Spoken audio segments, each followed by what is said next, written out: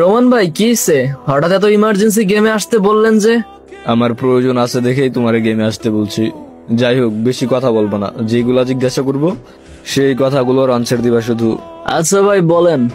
I hi, রিহানের voice টোনই দুপুরা চেঞ্জ, রিজন 100 এর আইডিতে খেলে। আচ্ছা শোনো, তোমার আমি যেটা বলি, তুমি আমার বন্ধু রিমনকে গ্রুপ থেকে কিক মারছো কেন? ভাই কি বলেন? আমি কিক দেই নাই। আচ্ছা তুমি দাও নাই, তাহলে কে দিছে? সম্ভবত ভাই কোনো ব্যাকআপ প্লেয়ার কিক দিছে।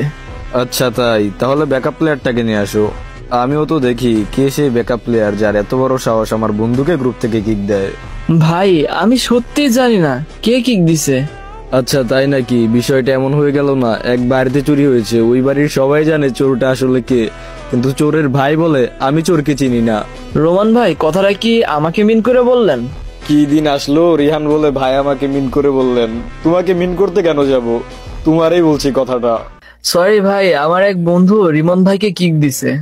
এই তো ভালো ছেলে, সবকিছু কি সুন্দরভাবে বলে দিল।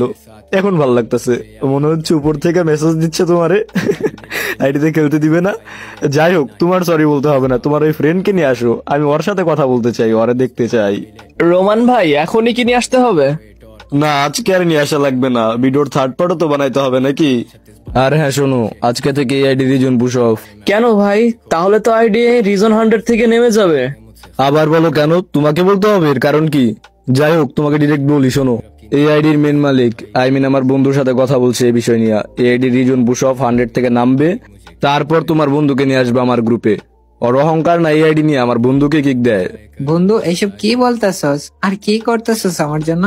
তুই চুপ থাক, আসল খেলা তো এখনো বাকি। তোরে বলছিলাম না যে তোরে কিক দিছে, ওর দিয়ে সরি বলাবো। Just wait and see. कीमत बेहिसाब भाई पे।